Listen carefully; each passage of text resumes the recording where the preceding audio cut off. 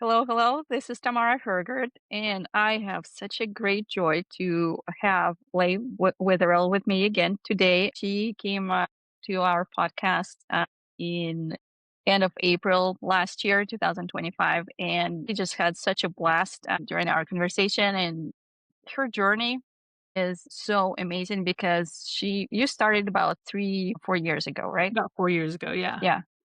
And from that point, your art career, it went into stratosphere, I think. And it's like every year it just keeps going up and up and up. And it's you don't have any kind of like benefactors that like you don't have somebody like pulling you from the top, like, dragging you up into like auctions or like galleries. You don't have any like pre-existing connections, right?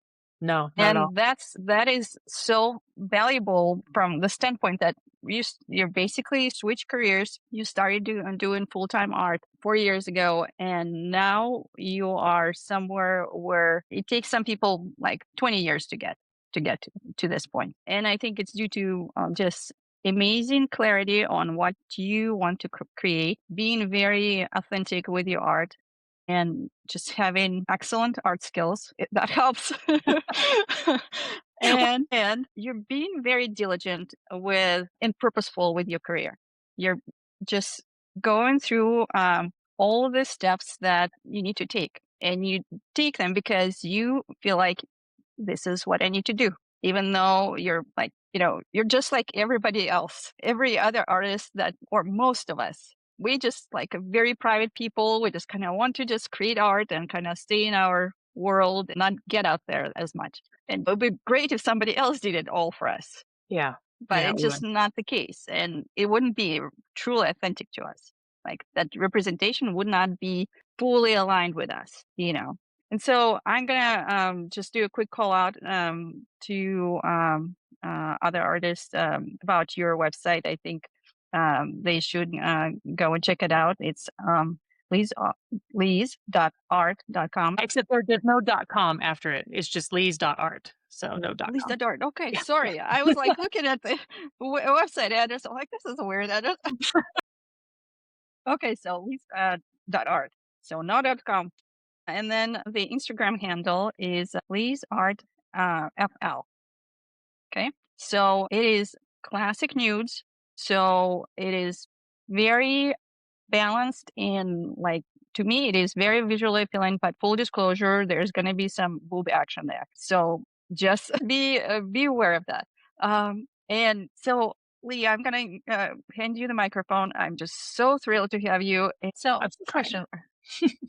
Yeah. question for you. So when you do your art show or like an art exhibition, and it's not like, I'm not asking about any specific one, but typically like in general, do you have a special like strategy to collect emails from people who visit the gallery? Like, sometimes there's like a raffle that artists do at the opening. You throw your email in the hat and maybe you'll win the print. But like, do you have something like that you do?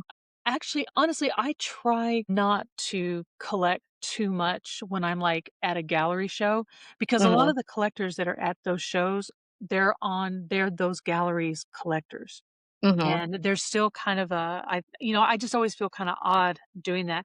But if someone I'm talking to or something like that, I always give them my business card, and Yeah. so they can see everything, and then I always mention that I have started a newsletter now, so I do Uh, have that going, and to sign up for it, you just go to the website, and sign up for it.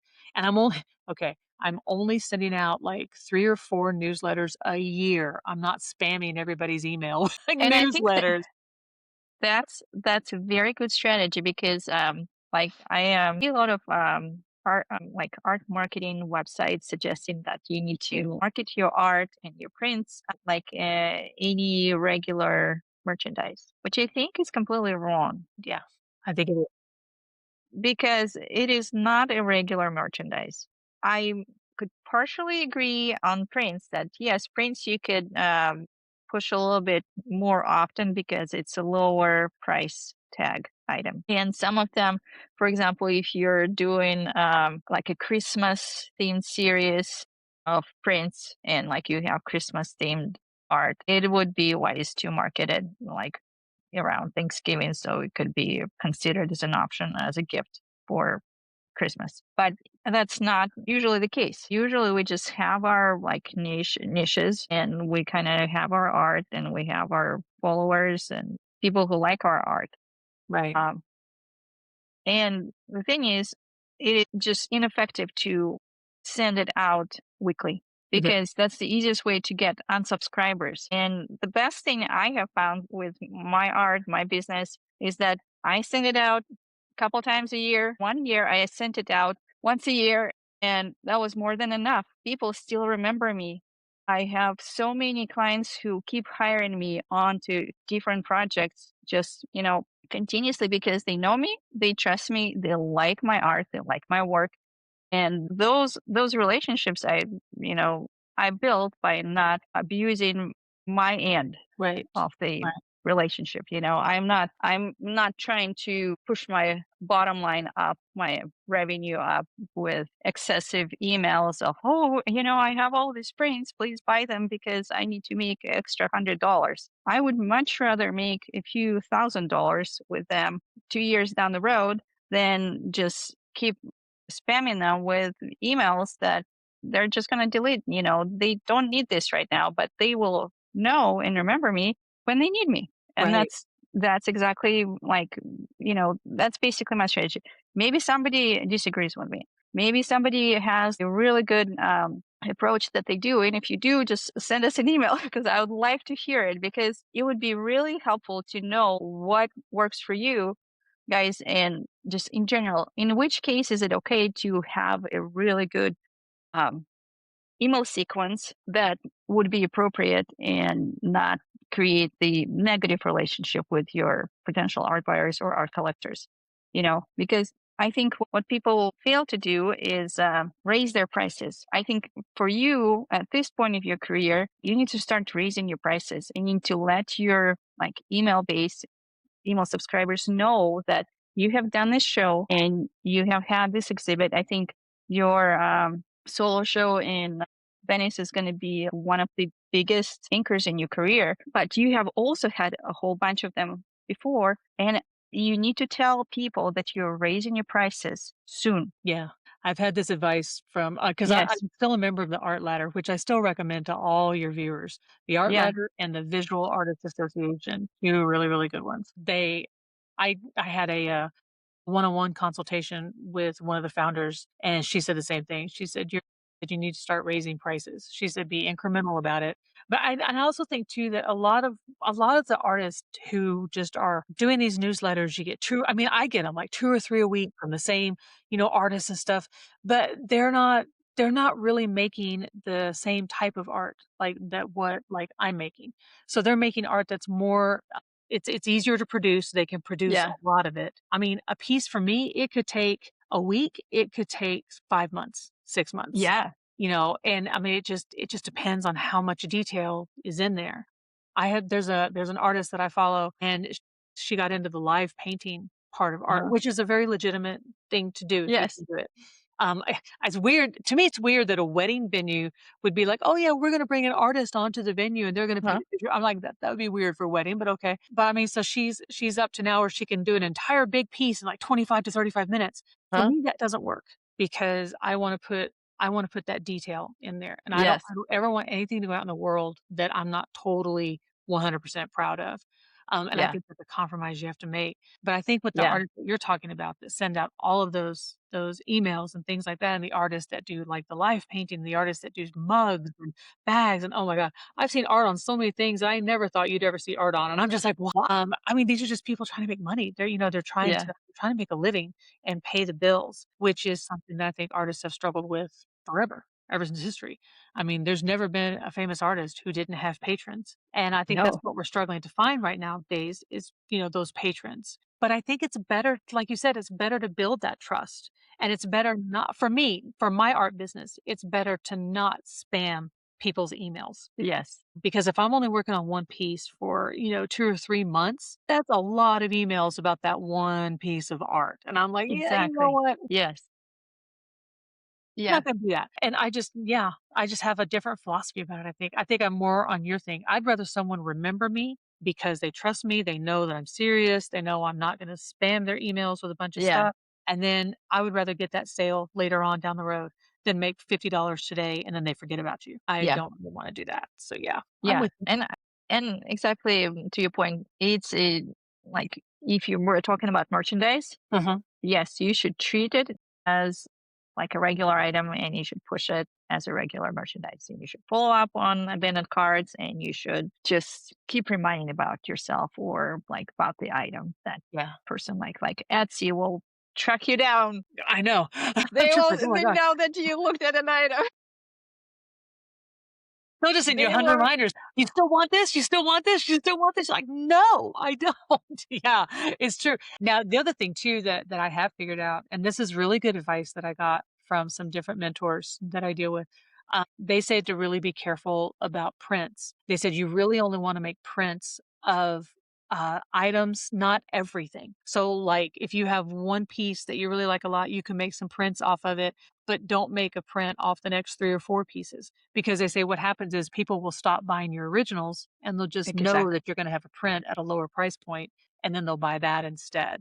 And that's just exactly. that's marketing. That's just, the common consumer. I mean, yeah, I'm always about a good deal and a good sale. I Yeah. I never make it full price. So it makes a lot of sense. Yeah. At the Seattle Art Fair last year that I was at, I sold every single one of my prints and it was Yeah. on that canvas, but the canvas itself, I think I mispriced the canvas. It was too high for the art fair. And I think that's fine. That was a miss on my part. So this year, I'm learning from that this year. So I will do prints of the piece I'm submitting this year Uh-huh. if it gets in. And I will do those prints because they do make money. Yeah. But I sold the prints at too low of a price point. I sold them for Yeah. 150 a piece last year, and that Mhm. was actually too low. And I thought that Yeah. was very interesting. I thought that was incredibly interesting that you could price those higher. Yeah. There was your clay prints. They weren't just, I didn't go to freeprints.com to get them. Yeah. I actually, went to a printing place and had these Yeah. prints made. They're not nearly as expensive as you think they are. Yeah. I had 10 of them made, and I think it cost me $60 to have 10 of them made, and they were like 11 by Mhm. 14s, so they weren't small. So, yeah. To your point about pricing prints. So I was once hired to retouch a print of a painting. And like basically it was hung on the wall in the bedroom, and then they opened the window and it blew off the wall and it just like scuffed the surface of the print. And it was like smack in the middle of the painting, and they really liked it. They really liked that print. And so I came and did my magic, retouched it so it looked kind of like it was never scuffed.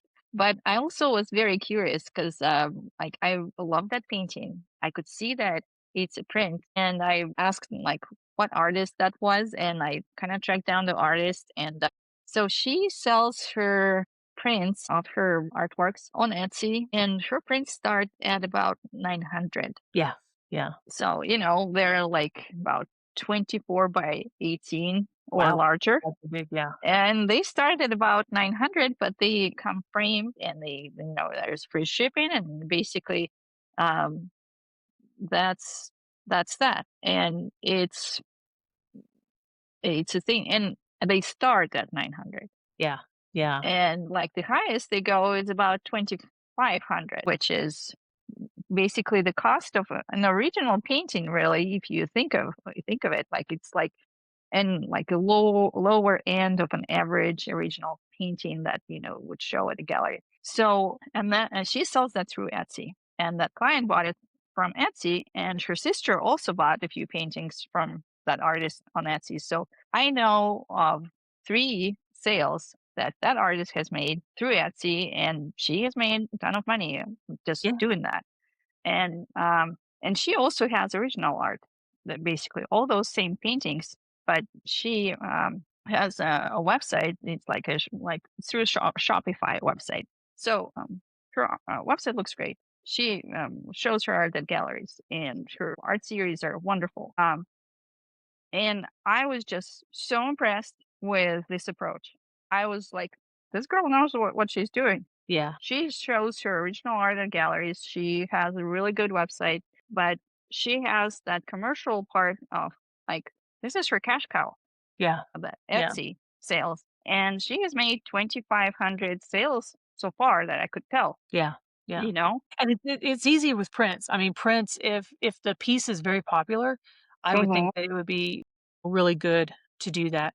I think you have to have that I think you do have to have that kind of popularity, and I think it kind of lends itself to whatever kind of art it is as well. I Yes. think things like landscapes and abstracts and things like that, they do Yes. really well in prints. It's very difficult to get one of mine because like you said before, you've gotta have that excellent quality photograph Yeah. first. That's your very first thing to do. So if you're Yeah. going to do prints, I would, take a little investment and hire that professional photographer Yeah. to take pictures of the art. It's worth it. We did it that in Florida because Yeah. my biggest piece that I have, the one I did in Portugal, is really difficult to photograph. So we had a photographer come and he took pictures of that one. He took pictures of a couple of other ones, and they're beautiful and they're very high quality. So it's easier to make prints if I wanted to of those. It's much easier to do because it's a difficult piece to photograph. It really is. So yeah, I think you have to have those high quality photographs. And then yeah, I mean, prints are really good. If I do a print, I say it's a limited edition and I only Mhm. print so many of them and then they're gone. And I Yeah. think that helps create that scarcity mindset, Yes. marketing scarcity mindset. But I just don't do prints very often. Mhm. And I don't know. I just really don't. I never think about it, honestly. Yes. I really Yeah, never think about print. Zaria Foreman, I love her. She creates these giant paintings that are like the size of murals really, and it's on paper with pastel chalk and well, I think it's oil pastel or maybe just regular pastel. I'm not sure, but it's basically she draws icebergs and ice and like ice landscapes. And they're amazing. And she has been on a TED Talk, I think, but I watched that one and it was just very moving. And I'm on her list of subscribers to receive her newsletter. And in the past few years, I've only received her newsletter once or twice. And it was only about her very limited edition of silk prints. Basically, she had made those prints with like some sort of silk print. I'm not sure like how that works, that process, but they were very nice. They were not like the prints of her original pastel works. Like she doesn't do those.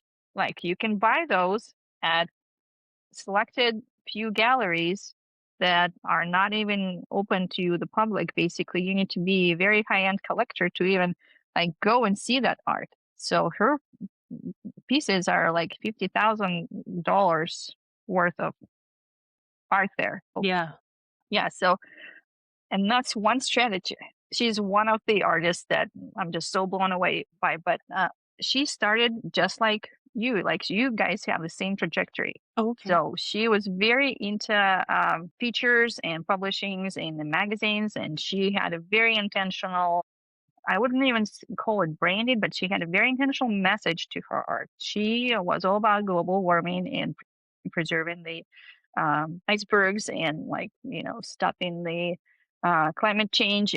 But she wasn't like passive aggressive about it. Like some people are like very they blame and they shame, and it just becomes too much. You don't want that. Like Right. you kind of cannot really connect with it fully. So she just wanted to show the beauty of the icebergs in Yeah. her art, and it was so profound and so moving. And like her message was that this beauty will go away, will melt away if we don't do anything. Yeah. And Yeah. and that was so moving to me. And so um uh, her art is scarce. Pastels are very hard to Yeah. use Yeah, they and are. they flake. Yeah. And so I think it also adds to the like fragility of her message. Like her like it's a fragile art. It's a Right. fragile painting. It is Right. extremely hard to transport. Like even one piece of art can just flake off, smudge Right. off, and like Right. Yeah. and I get that. is a big ordeal. Yeah. you know? Yeah, I can see So that. yeah. I think it So is interesting that artists do like, for me, using the acrylics that I use, the colors are very vibrant, which I feel like gives kind of an urgency almost to the message of intimacy, and Yeah. that we need to look at these conversations and have these things because you wouldn't expect those colors in those types of settings. You would Yeah. expect it to be more muted or, darker or whatever. But Yes. so I understand her logic in doing those pastels because the fragility of that art is Yes. very similar to the fragility of our environment as well. Yes. So kudos to her, and I think I've actually seen her work now that Yeah. you mention it. She's I remember the yeah. TED Talk, and she Yeah. was on an exhibition to Iceland. I mean, just all these Yes. things, and I'm just like, "That is Yes. so cool." I remember looking at that Yeah. going, "That is so cool." I know, right? And Yeah, so she has a very unique message and a very unique art that she does. And, like she just kind of stuck with it, and it really worked for her. And like now she works with brands. She had a watch campaign where she flew to North Pole and like just sat there with a wristwatch on her arm or something. But do that's that. I would great, do that, yeah. you I'm like, know. "Here, fly me somewhere." I'll do that, sure, no worries. She probably killed 2 birds with 1 stone. She came there, took some great photos for her next pieces so Yeah. she can work on more art and, also got paid for, like, just doing what she normally does, right? That's the goal. That's the goal Yeah. right there. I'm like, "You know what? I will paint with your paintbrush if you're gonna pay me to use that paintbrush. You bet. No problem. Yes. Yeah, I will exactly. I will Yeah. mention it every time you want me to. Not a problem." So, I just don't know how to get that stuff. I haven't come across that yet. Yeah. So, hopefully. I I always think keep forgetting to mention it too. I forget to mention the pant brands that I use and things like that. I yeah. always forget to mention it, so I'm You like, "Alright." know, I don't think you should worry about it at all. You will get all the brand deals you want that yeah, yeah. So and I had a question for you. So on artifacts.com, you've mentioned that there are artist agencies. Mhm. Have you thought of reaching out to any of them like for representation? That's what I'm working up to right now. I'm actually working to get a new portfolio made. I want to get one that, I need to make one that's very, very high end, very professional, things like that. So, going to do some new photographs, and I'm working on this new series and I want to add a couple of those into that as well. Hmm. But yeah, there are a couple that I'm targeting, Yeah. as well as a couple of galleries also that I'm targeting. I just put in a couple Hmm. submissions this morning Yeah. to a couple of them because I know a lot of artists are really saying you don't need that representation, you don't need Hmm. that, it's fun. And if they can sell their art without it, that's great. Hmm. I struggle, to talk to people about my art. So I Yeah. would much rather somebody take a commission to do that Yeah. for me. That's a trade-off Yeah. I'm so willing to do because it takes a lot of time Yeah. away from your art, and it clutters your head with all of these things. Well, this running a business, Yeah. it clutters your Yeah. head. You've got a list of 100 things constantly rolling through your brain, and you're trying to create this beautiful piece of art. Huh, let's add Exactly. one more thing on there. So I would much Hmm. rather do that. There's an art agency in London called MT Art Agency, Hmm. and I'm very interested in getting them a portfolio to see what they would see. The artist that caught my attention that they represent, I can't remember his name, but he does huge pieces on the ground. So he's using this biodegradable type of material that he can, it looks like a painting, but it just biodegrades so it doesn't hurt the Yeah. environment. You can't even see what the painting is without a drone. That's how big Wow. they are. And then what he does is he makes prints of them. And so you can buy Wow. the prints because obviously you can't go buy the land that it's on, Yeah. obviously. But Yeah. I mean, just the things he's done on the sides of volcanoes. He's done it in English gardens and mansions. And he's done, oh my gosh, just the stuff he does is I'm in Yeah. awe every time I see a piece of his work. I'm in awe. And he's repped by that art agency, which is how I found Uh-huh. out about that art agency. Because I was like, who reps him? Who does this? Yeah. And they're very interesting. I just haven't I mean, there's a courage issue in there as well. As an I artist, you're always know. like, Right. "That's never good enough. I'm not ready yet. Oh, no." That's just a constant running we all have in our head. It's just a Yeah. constant and we have to get over that. So, I'm working on getting portfolios ready for that. That's my next step. My goal for 2026, I would like to end 2026 having representation. Yes. I just got into an online gallery called Arouse Art, and it's for art. Now, if your viewers go to this, the first thing they're going to ask you is if you're over 18 because they specialize in the LGBTQ plus community as well as what they term that niche kind of erotic art. There's a lot of Mhm. artists on there that have art very similar to mine, which is what attracts Yeah. me. to it, and she emailed me. I didn't even know about this. The woman emailed me, and she's an interesting woman. She's a Russian artist Yeah. who is, very anti-Putin. I'm like, "Ooh," and she's very vocal about it, and I'm like, "Oh, okay." So she's kind of an activist artist, and she Yeah. wants to set up a new dialogue surrounding sensuality and Mhm. intimacy.